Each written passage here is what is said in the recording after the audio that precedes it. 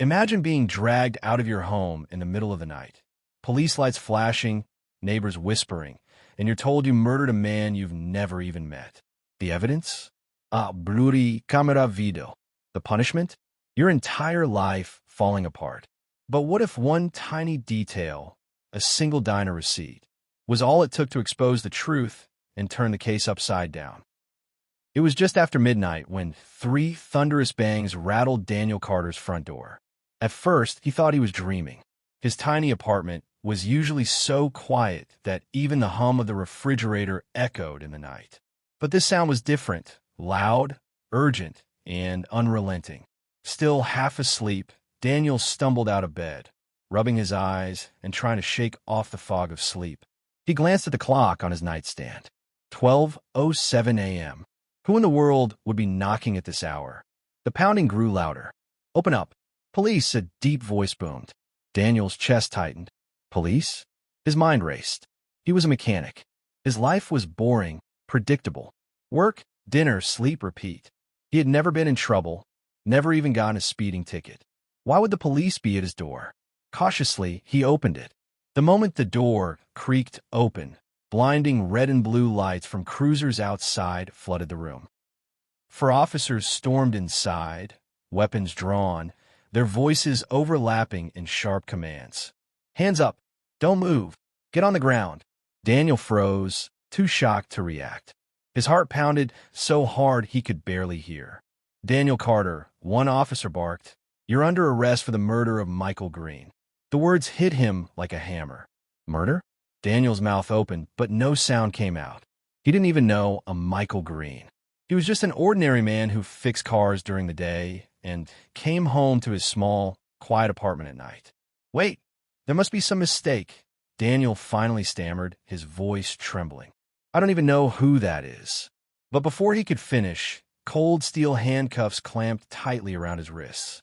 The officers moved with practiced speed, pulling his arms behind his back. His protests went ignored.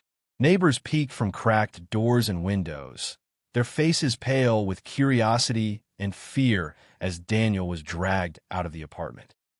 He felt their eyes piercing him like knives, branding him guilty before he even knew what he was being accused of. As the car door slammed shut behind him and the patrol vehicle pulled away, Daniel's thoughts spiraled. One question echoed louder than the sirens. How could an innocent man be accused of murder? Daniel was shoved into the back of the police car, the metal cuffs digging painfully into his wrists. The door slammed shut, trapping him inside like a criminal. His heart pounded in his chest as he pressed his forehead against the cool glass, staring out at the sight of his neighbors. Curtains twitched, porch lights flicked on. Faces appeared in the shadows. Some whispered, some pointed, and others just shook their heads. To them, the flashing lights and the sight of Daniel being dragged away in handcuffs was all the proof they needed. Innocent or not, the damage was already done. Inside the car, Daniel tried to speak. "There's been a mistake. I haven't done anything." But the officer in the front didn't even glance back. At the station, the accusations became clearer. Detectives told Daniel they had security camera footage of him leaving the crime scene just hours earlier. The words sent a chill down his spine. How was that possible? Daniel thought. He had never been near the area. He had spent the night at his favorite late-night diner, sipping coffee and joking with the waitress. How could a camera put him somewhere he had never been? The murder victim, Michael Green, was no small name. He was a wealthy businessman with a reputation for shady dealings, backroom deals, and enemies in every corner of the city. In fact, people in town often whispered that it was only a matter of time before someone came after him. But Daniel? Daniel fixed cars for a living. He lived paycheck to paycheck, barely managing his rent. He had no connection to millionaires, no reason to be involved in their dangerous games. And yet, here he was, accused of killing one. Every second felt heavier. Daniel's mind spun wildly. If the police think it's me, if they have footage of me there, how do I prove I wasn't even near the scene? He clenched his fists as the patrol car rolled through the dark streets. Fear was building inside him, but so was anger. Something didn't add up. And if he didn't find the truth fast, his ordinary, simple life would be destroyed forever. At the police station, the hours crawled by under the harsh glare of flickering fluorescent lights. Daniel sat in a stiff metal chair, his wrists raw from the cuffs, as two detectives circled him like vultures. Their voices were sharp, their questions relentless. Where were you at 11:30 p.m.? Why were you near the victim's office? Who paid you to do it? Daniel's voice cracked as he repeated the same answer again and again. I wasn't there. I don't even know Michael Green. I was at the diner across town, the one on Maple Avenue. Ask Maria, the waitress. She saw me. I was eating pancakes and drinking coffee. I never left. But the detectives didn't look convinced. They scribbled notes, exchanged skeptical glances, and slammed photos of the crime scene onto the table. Blood, broken glass, and the lifeless body of Michael Green stared back at him from glossy prints. Then explain this, one detective snapped, shoving another photo forward. A blurry still from a security camera. A hooded figure leaving the crime scene. The timestamp matched the night Daniel swore he was at the diner. Daniel's stomach dropped. The man in the photo had his build, his height. To an untrained eye, it could be him. But he knew it wasn't. Check the diner cameras, Daniel begged. Please. They'll show I was there all night. The detectives made the call. Hours later, they returned with grim faces. The diner's system crashed. No video was saved. Nothing to confirm your story. Daniel blinked in disbelief. Of all nights, the cameras had failed on that one? His only hope for solid proof had vanished. The detectives leaned back, folding their arms. So, we're left with your word and a waitress's memory, one said, his tone dripping with doubt. Daniel felt his throat tighten. Maria had been kind, yes, but would her memory stand up against what the police called evidence? The detective's final words echoed in the room like a gavel hitting the bench. Memories can be wrong, Carter. People misremember. But cameras? One detective tapped the photo of the hooded man. Cameras don't lie. For the first time, Daniel realized just how impossible proving his innocence might be. Days dragged on like years as Daniel sat in his small holding cell. The air smelled of damp concrete and disinfectant, and the endless clanging of metal doors echoed through the halls. Sleep never came easily. Whenever Daniel closed his eyes, nightmares of courtrooms, prison bars, and guilty verdicts jolted him awake. Outside the walls, the world had already passed judgment. The headlines spread across every local newspaper and TV channel. Local mechanic arrested for murder. Customers who once trusted him with their cars now whispered about him being a killer. His phone, taken by the police, buzzed endlessly with messages he never got to read. His friends stopped visiting, too ashamed or too afraid to be associated with him. Even his boss sent a short letter to the station. Effective immediately, Daniel Carter is terminated. Daniel felt abandoned, branded guilty before he ever had a chance to prove his innocence. But then, a glimmer of hope appeared in the form of his lawyer, Ethan Blake. Unlike the detectives, Ethan actually listened. He sat across from Daniel with a notepad, sharp eyes scanning every detail. He believed in finding cracks where others saw walls. Ethan began by examining the so-called smoking gun, the security footage. At first glance, the grainy video showed someone of Daniel's size leaving the crime scene. But when Ethan slowed it down and studied frame by frame, something didn't sit right. The figure in the video wore a hood pulled low, shadowing the face. The resolution was so poor that you couldn't make out defining features. No scars, no tattoos, not even a clear glimpse of the eyes. Just a body shape that resembled Daniel's. This could be anyone, Ethan muttered to himself, scribbling notes. The jury can't convict on this alone. Not if we push back. Daniel clung to those words like a lifeline. But despite Ethan's confidence, the prosecution moved full steam ahead. They argued that the footage, combined with Daniel's supposed motive, his financial struggles, was enough to prove guilt. The trial date was set. As Daniel was escorted back to his cell, chains rattling around his ankles, one chilling thought lingered in his mind. What if the truth isn't enough to save me? The trial opened in a tense courtroom, the air thick with anticipation. Reporters filled the benches, their pens scratching eagerly against notepads. Every eye in the room was fixed on Daniel, sitting stiffly beside his lawyer Ethan. His face was pale, his hands trembling slightly as he tried to appear calm. When the judge called the first witness, all heads turned toward the slim figure walking to the stand. Maria Lopez, the diner waitress. She smoothed her apron nervously, glanced at Daniel with a small, reassuring smile, and placed her hand on the Bible to swear her oath. "State your name and occupation," the prosecutor said. "Maria Lopez. I work nights at Maple Avenue Diner." Ethan approached with his questions first. "Maria, on the night of Michael Green's murder, do you recall seeing Daniel Carter at your diner?" "I do," she said firmly, her voice carrying through the room. "He came in a little after 11. He sat in the corner booth, ordered pancakes and coffee. We talked for a while.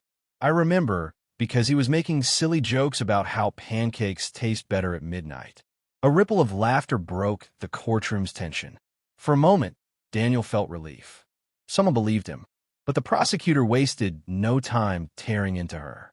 He stepped forward, his voice sharp.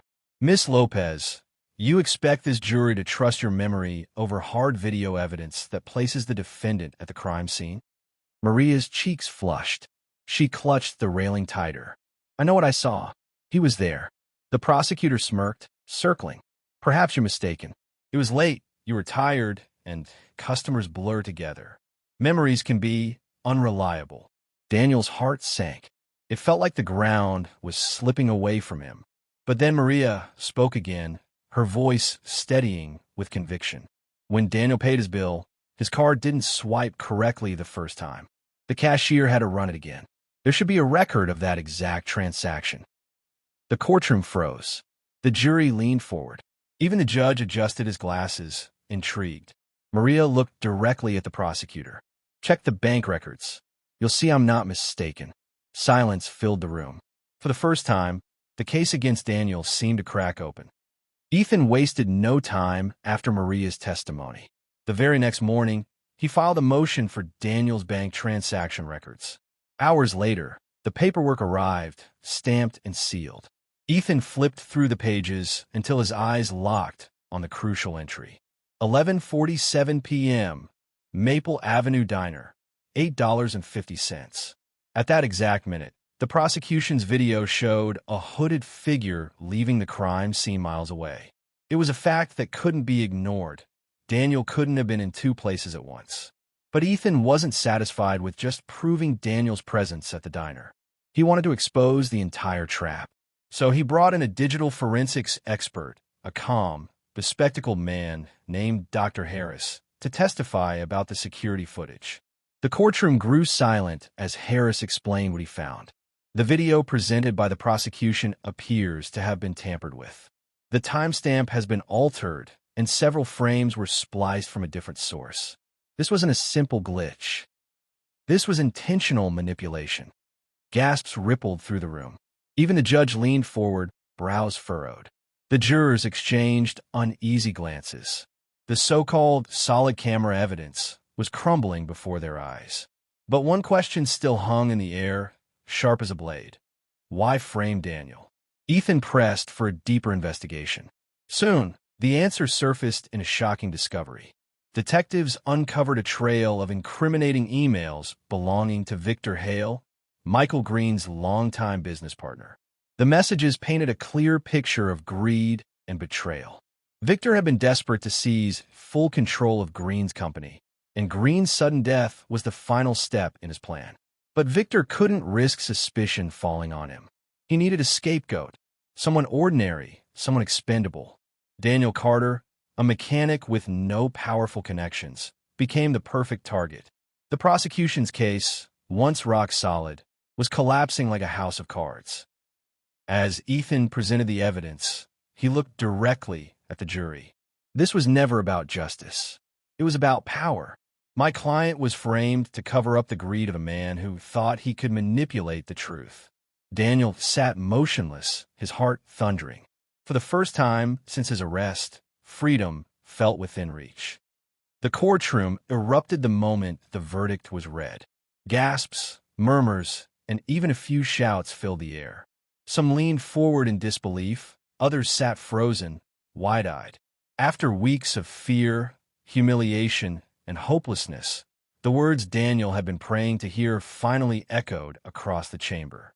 Not guilty. Daniel's knees nearly buckled. For a split second, he thought he might collapse right there at the defense table.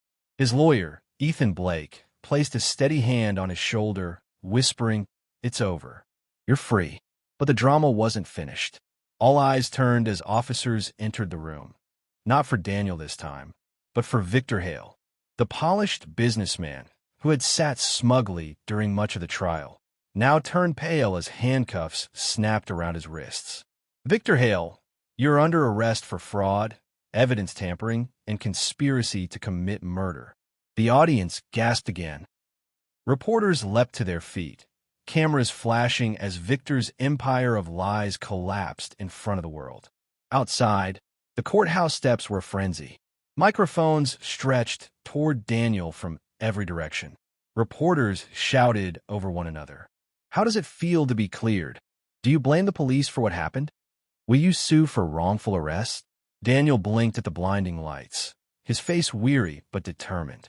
His voice trembled, not with fear this time, but with raw honesty. "I lost my job. I lost my reputation. I lost nights of peace I'll never get back," he said. "But I never lost my truth. And in the end, that's what saved me. I just hope no one else has to go through what I did."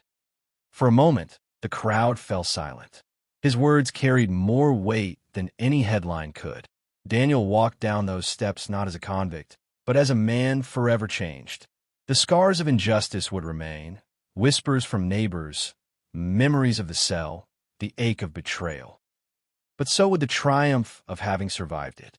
Because in a world where lies can be dressed as truth and evidence can be twisted, it sometimes takes just one small, overlooked detail, one tiny alibi, to turn a case upside down. And that tiny detail had given Daniel his life back. What a journey, right? Daniel's story shows us how one small detail can change everything.